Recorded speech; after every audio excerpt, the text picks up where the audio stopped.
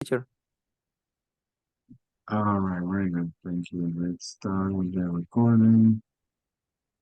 And we go back to sharing. So yeah, how often it's what frequency? How often do you swim? How often do you work? How often do you go to the club? How often do you go to Mexican restaurants? How often do you like to go to New York and things like that? Entonces, eso es como, ¿con qué frecuencia, qué tan seguido, sí, cómo se maneja el tiempo un poco? Y si le preguntan, por ejemplo, how often do you swim? ¿Qué tan seguido van a nadar? Usted se responde often, queda como equivalente a usually. Often es positivo, often es más del 50%, es decir, que sí lo hace, right? Mm, ok, Y teacher. negativo también sirve mucho, es lo que creo, es lo que más se utiliza, que dice not very often, entonces no tan seguido. ¿Qué tanto va a Nueva York? Not very often, no muy seguido. ¿Qué tanto?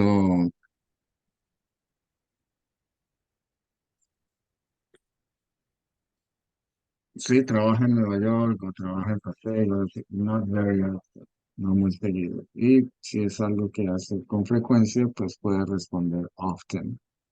Pero ya sabe que how often le están preguntando es qué tan seguido hace las cosas.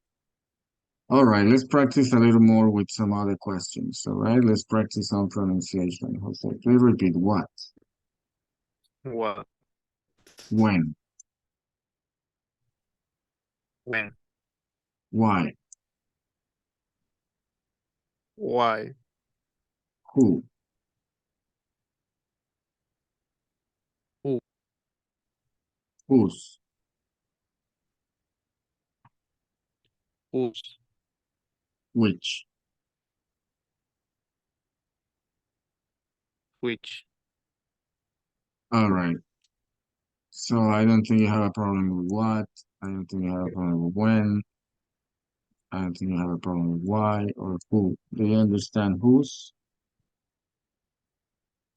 No, teacher. All right. So whose is about possession. Okay. So maybe you found some money and you don't know who's the owner. So you say whose is it? So for example, whose,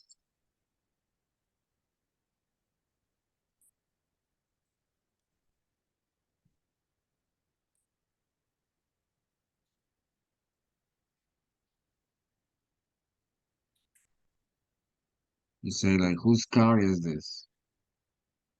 Right? So the answer can be I don't know. That's one answer. Another answer can be the car is his or the car is her or it's my car, right? For example, we can say, whose dog is that? Or whose dog is this? Because you don't know the owner of the dog. You see a dog on the street by itself, and you're like, whose dog is this? Because you don't know who the owner is. So, who is always about possession.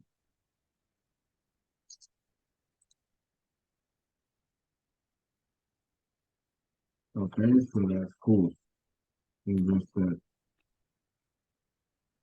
sounds very similar to when you say who is this or who is, se puede confundir un poco con el solo, con el who de quién, ¿verdad? Tiene solo una pronunciación, porque ya después la clase le dice que usted no está hablando de quién, sino de quién es, porque ya viene el who's car, whose money, whose book, and things like that. So that's what whose means. So whose is about possession, like I said. It's about you don't know who's this, and that's why the answer can be I don't know. Por eso la respuesta puede ser yo no sé, porque ¿de quién es esto? Yo no sé, I don't know, right? And then you have which. You understand which? And no, teacher. Okay. They're not really used until you start, talking about them. So which is when you have a selection, okay? So the selection means that you can say, okay, which blue or black, right? You have to make a selection, which blue or black. Or you can say which bus or train. We go by bus or we go by train, which? And you gotta make a selection. You say, okay, bus. Or you say, no, okay, train. Um, you can also say, for example, like which food, right? So which food? Chinese, Mexican, Turkish, Palestinian, Arabic, Egyptian. So you have to Italian. So you have to make a selection. You say, okay, I want Italian, I want um, Mexican or Peruvian or what have you. But which is that you have to make a selection. You have to make a choice. Okay. So that's the meaning of which, right? So, for example, you have a situation, sí, te preguntan, usted no sabe cuál elegir, dices, no, but which?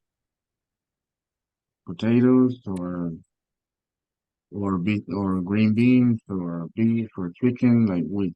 What do you want? So you have to make that selection. So that's the meaning of which. Okay. And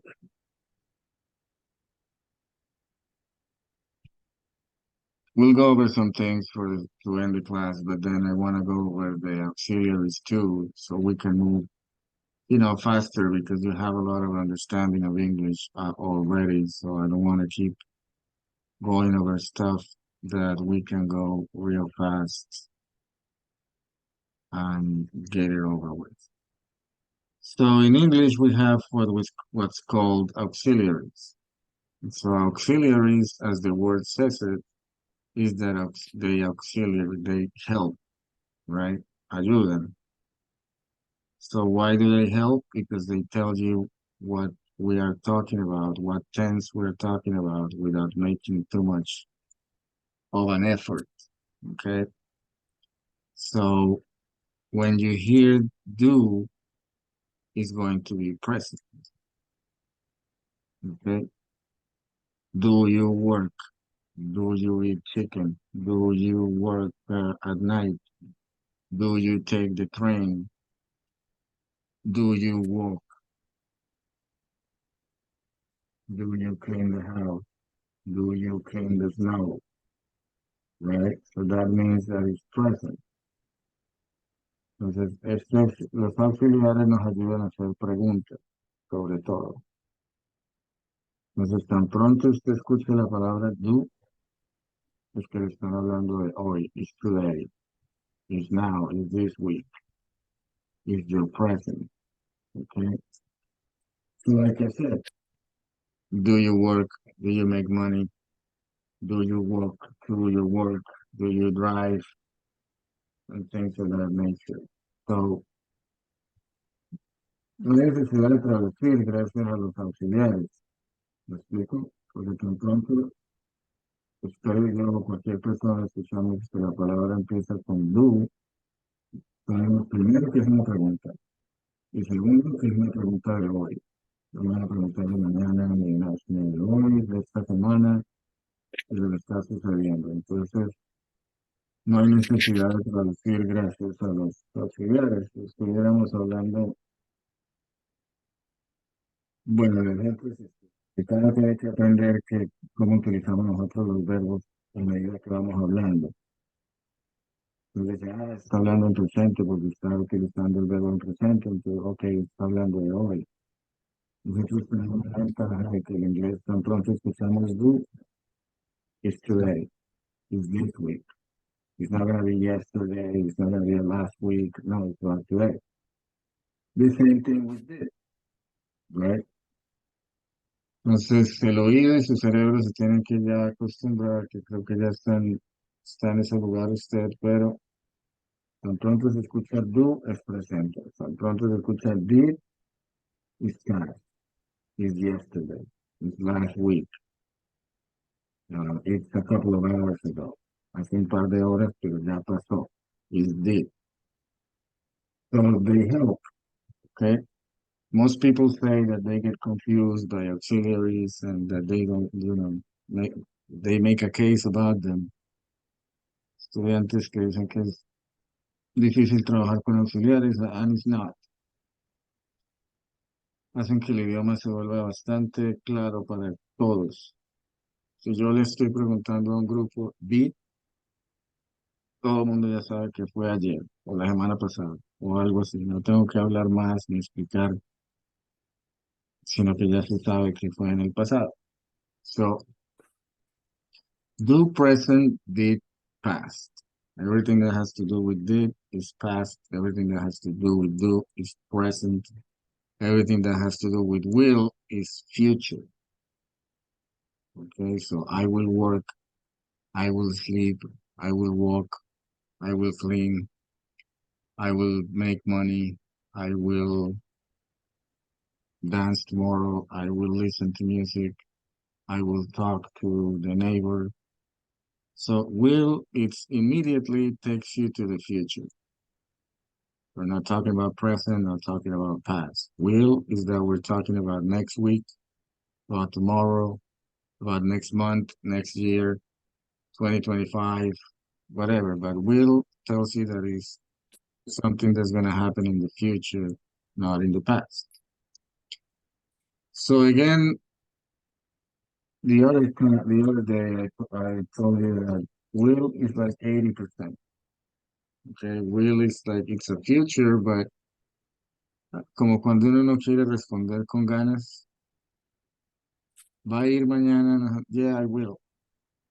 La verdad usted no sabe si va a ir o ¿verdad? No hay una certeza. It's not 100%. Going to is 100%.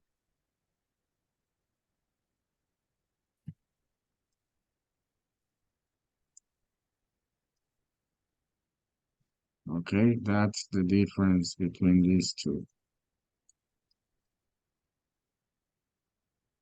We don't make this difference, but they do. And I think it's very helpful. Yo lo veo como bastante positivo que hagan esa diferencia. All right, so going to, si usted le pregunta a un trabajador, ¿va a venir mañana? Yes, I will. Okay, tal vez viene, tal vez no. Le dice a usted, yes, I'm going to.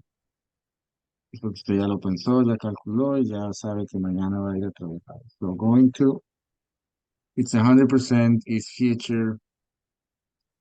So every time you hear going to, is that is going to happen. Okay. Um, Super Bowl, it's going to be on Sunday, right? No van a decir, it will be on Sunday. Claro que se puede decir, pero going to es porque ya se tienen los tiquetes, se vendieron las boletas y ya se sabe que va a suceder. All right, and have is the auxiliary for the participle. Okay, so every time you hear have, no está hablando ni puede ser pasado, puede ser presente, puede ser un presente constante, le digo yo. The have es el auxiliar de he hecho, right? So ¿Ha vivido en una persona? Sí. Eso no significa que le estén preguntando si va a vivir o si vivió o lo que sea, sino si ha vivido en Pakistan. Yes, I have. So that's it. So let's practice some pronunciation. Okay. Please repeat do. No,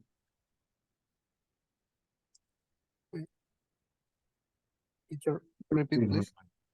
yeah, please repeat do, Do, did, did, will, will, going to, going to, have. have. All right. Listen, so I'm gonna see you next week on Monday at 6, right? Yes, teacher. All right, so that's an appointment. This is looking hablamos hoy, esa es una cita. All right, so Monday at 6, please don't think in Spanish anymore. All right, if you don't like music in English, just listen to it for like these 5 months. Watch movies. Remember the CC, recuerda el closed caption, los subtítulos, póngalos en su televisor si tienen en la casa. Put it on YouTube, put them everywhere, right? El closed caption es demasiado importante para el aprendizaje de cualquier idioma. And and on the WhatsApp group, I try to put every day, try to put a video every day. So watch out for that group. Take a look at the videos that I post. And first off, I'm not trying for anybody to understand the whole video or the whole movie or the whole song. I just like you to think that you're gonna pick up some words and the words become sentences later on. Okay, so watch the videos, just pay attention, listen, don't tune out, try to read with the closed caption, don't think in Spanish, try to understand everything in English, and then we'll see some progress. Okay, so let's do it in Spanish. Pues ya vi que pues lo agregué al grupo de WhatsApp, entonces por favor trate de ver esos videos. Yo no les estoy pidiendo que los entiendan, ni que después de que los vean me den un resumen, ni nada de eso. Lo que quiero es que pongan atención por 5 o 10 minutos o 3 minutos, lo que sea, pero que logren empezar a capturar palabras. Y ya verán que en un mes ya las palabras empiezan a hacer oraciones y cosas así. Entonces, la idea es exponerse, ¿me entiendes? La idea es que su cerebro, sus ojos, sus oídos tienen que ver inglés, escuchar inglés. Y el cerebro lo desarma por usted, lo entiende por usted. No tiene que hacer tanto ejercicio. Si no lo expone, pues no hay resultado. Pero si lo hace, pues sí hay. Entonces, pues le repito, la idea es que no es que se quiere que se entienda y qué pasó ahí y por qué abrió la puerta ni nada de eso. No, lo que yo quiero es que usted empiece a escuchar door, open, walking, guy, woman, working, cleaning, opening, what else they will learn? Teaching, cooking, drinking, eating, right? Pues ya cuando uno empieza a capturar esas palabras, después de un mes o dos, ya empiezan a capturar el resto. All right, Jose, have a good weekend, and I'll talk to you Monday, right? Okay, teacher. Thanks for this class. Have a good week. All right, thank you. You too. I'll Goodbye, send you teacher. links. Bye. I'll send you links to the YouTube channel. Okay? Okay, All right. teacher. Thanks. You're welcome. Say hi to your dad.